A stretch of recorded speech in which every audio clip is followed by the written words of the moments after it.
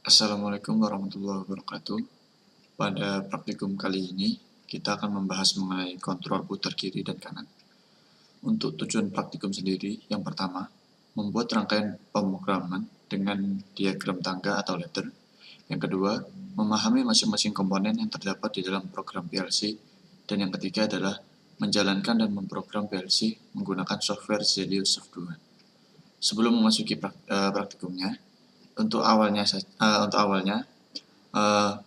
motor induksi ini pada dasarnya merubah dua fasa, yaitu contohnya misalnya fasa S dan fasa T yang awalnya RST ini dirubah menjadi urutannya itu nanti menjadi RTS, sehingga fasanya yang dirubah, sehingga dapat motor ini berubah yang darinya ke kiri nanti bisa berubah menjadi ke kanan.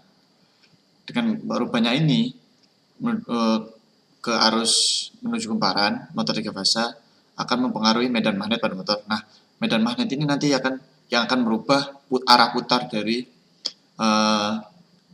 motornya itu sendiri. Dalam pengaplikasiannya, motor induksi ini dengan dua arah putaran banyak sekali. Yang pertama itu ada di mesin bubut, kedua di mesin kren, mesin lift, dan lainnya. Pokoknya yang dapat berputar dua arah. Oke, langsung masuk ke praktikumnya. Yang pertama, kita akan membuat kontak untuk resetnya, karena di motor dua fasa ini, motor putar kanan putar kiri ini tidak semena-mena langsung dari putar kanan habis itu langsung putar ke kiri. Kalau di motor 3 fasa itu akan rusak ya. Jadi kita memerlukan saklar, sehingga nanti ketika dikunci kita harus meresetnya sendiri. Nah, saklar ini fungsinya itu tadi mereset. Kemudian kita masukkan I2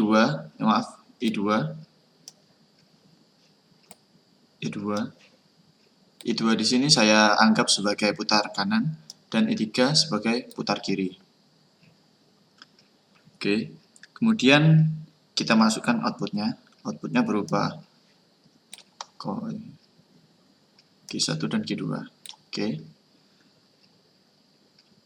Kemudian untuk membatasi gerakannya, jadi ketika motor ini keputar kanan, yang putar kiri itu nggak bisa balik, maksudnya nggak bisa hidup lagi. Itu saya di sini menggunakan kontak batu, yaitu M1 dan M2.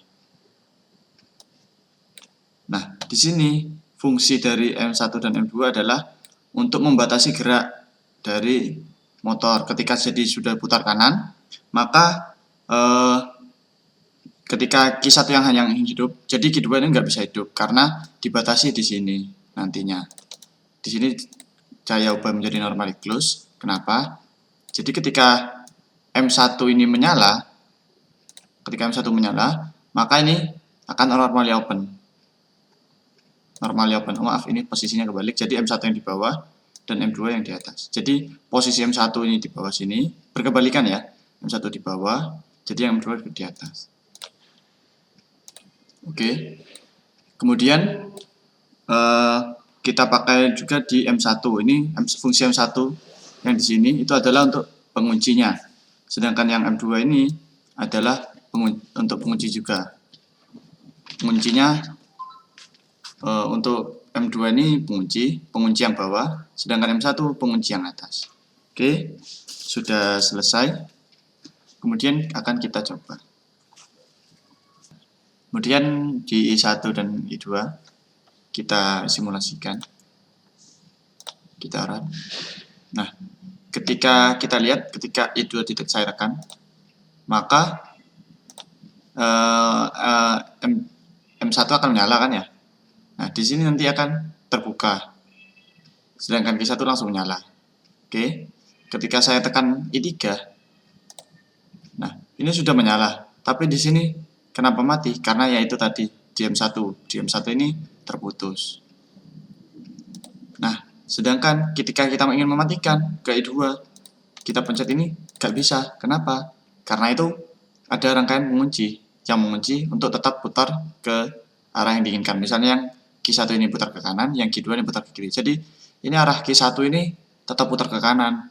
Sedangkan Q2 nggak bisa karena yaitu ada rangkaian di sini nih. Rangkaian ini untuk membatasi geraknya.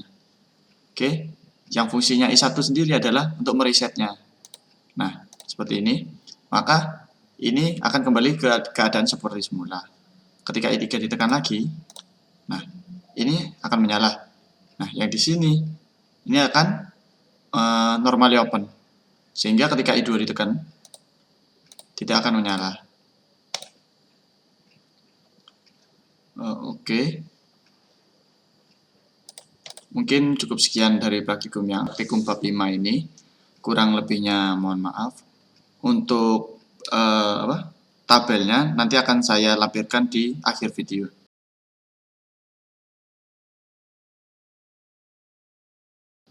Terima kasih. Wassalamualaikum warahmatullahi wabarakatuh.